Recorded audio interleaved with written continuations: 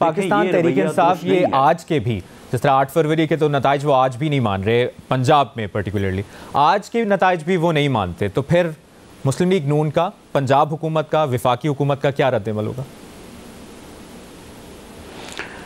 देखें, हमने तो इनको, जिस तरह से मैंने पहले भी बात की है कि हमने तो हमेशा इनको कहा है कि आए, जब आप, या तो ये है ना कि फिर अगर इनको इतना ही था तो बाइकआउट कर देते, ना लड़ते इलेक्शन, हमें मेहनत करने की ज़हमत ना देते और ये हम बिला मुकाबला हो जाते। जब आप सिस्टम में मौजूद हैं, पार्लियामेंट में मौजूद हैं, छोड़ने को कोई चीज़ आप तैयार नहीं हैं, हर सहूलत भी आपको चाहिए, जेल में भी हो तो वहाँ पे भी आपको 5 स्टार का माहौल चाहिए, तो फिर भाई सिस्टम में अगर कोई ख़राबी है तो आएँ, बैठ के बात करें।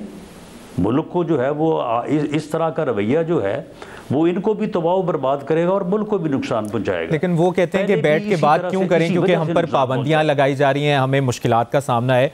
लेकिन राना सनाउल्लाह साहब, अगर आप एक सीनियर सियासतदान हैं, ओवरऑल अगर देखा जाए, अगर ये ट्रेंड रहा कि इंतखाबात होते हैं, इंतखाबात के नताइज आते हैं, एक जमात धांधली के इल्ज़ामात लगाती है, तो कहीं ना कहीं आप लोगों को भी, मुस्लिम लीग नून को भी एक वे आउट निकालना होगा, कोई सोल्यूशन की तरफ जाना होगा। क्या आपको ऐसा नहीं लगता?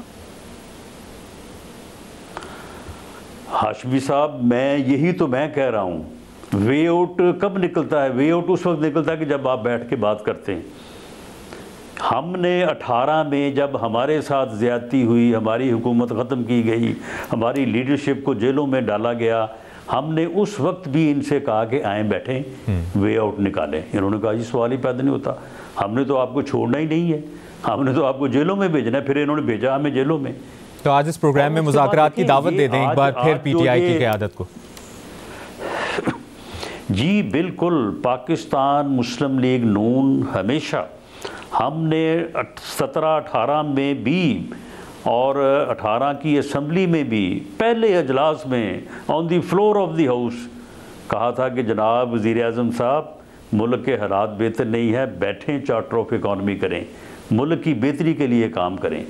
और हम आज भी इस बात के ऊपर यकीन रखते हैं कि सिस्टम की बेहतरी और मुल्क की बेहतरी जो है वो बैठ। लेकिन राना साहब वो कहते हैं हमारे बानी को पहले रिहा करो, फिर हम बात करेंगे, फिर मुज़ाकरात करेंगे, पहले हमारी शर्त मानो। तो चलें फिर बैठे ना, बैठ के बताएं ना कि जी बानी को जो है वो रिहा करें, को बानी के रिहाई का कोई तरीक़ाकार जो है वो फिर बैठ के निकाल लेते हैं। लेकिन ये इस बात के ऊपर आमादा तो हूँ, ये तो यानी राना साहब आप कह रहे हैं कि अगर वो मुज़ाकरात की टेबल पर आते हैं तो बानी चेयरमैन पीटीआई को रिहाई मिल सकती है, कहीं ना कहीं आप लोग भी इस पर काम करेंगे फिर? देखें, मैं एक सियासी कारकुन के तौर पे ये बात पूरी कौम के सामने ये बात करनी चाहूँगा। देखें, ये बानी पीटीआई जो है इसने 25 मई 2022 को, उसके बाद 26 नवंबर 2022 को, उसके बाद 9 मई 2023 को इसने सिस्टम को बिल्डोज करने के लिए हमला किया, जिसमें ये नाकाम रहा। अब भी ये नाकाम रहेगा, इसमें ये कामयाब नहीं हो सकता। अगर सिस्टम में ख़राबी है, जो कि है, लेकिन राना साहब वही बात, ये आपकी बात की आदत बैठ के बात नहीं करेगी, उस वक्त तक ये मुल्क और ये सिस्टम जो है बेहतर नहीं हो सके। तो मुज़ाकरात के लिए लाने के लिए बानी चेयरमैन पीटीआई की रिहाई मुमकिन नहीं है, आप ये कह रहे हैं? नहीं, देखें, मैं एक सियासी कारकुन के तौर पे मैं अपने एक्सपीरियंस की बुनियाद पे कहता हूँ कि जब आप बैठते हैं, मुज़ाकरात करते हैं, गुफ्तगू करते हैं, बात करते हैं, खुदा की कसम जो इम्पॉसिबल मसले होते हैं वो भी हल हो जाते हैं। सही। ये तो खैर अब कोई इतना बड़ा मसला नहीं है। अच्छा, आपको लग रहा है इतना बड़ा मसला का होना या किसी आदमी का किसी केस से बाहर आना? सही। अच्छा, साथ ही साथ मौलाना फजलुर रहमान की भी बात कर लेते हैं। मौलाना फजलुर रहमान साहब का क्या स्टेटस है इस वक्त? मुस्लिम लीग नून के साथ उनकी कुछ अर्सा पहले मुलाकातें भी हुई, उनको मनाने का सिलसिला भी जारी रहा, लेकिन आज भी उन्होंने इलेक्शन का बॉयकॉट किया। और इस पर आपका मुस्लिम लीग नून का क्या रिएक्शन है? क्या दोबारा मनाने के लिए, क्या उनको दोबारा टेबल पर लाने की कोशिश करेंगे मौलाना साहब को? जी बिल्कुल, मौलाना फजलुर रहमान साहब जो हैं वो जिस तरह से, क्योंकि कल जो उन्होंने खिताब किया है पशीन में, वो आपने यकीनन सुना होगा, वो तो कह रहे हैं कि कौमी असेंबली बेची गई। जी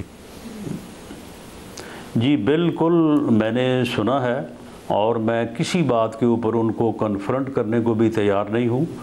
और हमें उनका ऐसा ही एहतराम है जितना अपनी क़यादत का एहतराम है। वो मौलाना फजलुर रहमान हों, वो महमूद खान अचकज़ई हों, वो अख्तर ख़ान मैंगल हों, ये वो लोग हैं, ये उस वक्त हमारे साथ खड़े हुए जब हम मुश्किल में थे, जब हम जेलों में थे।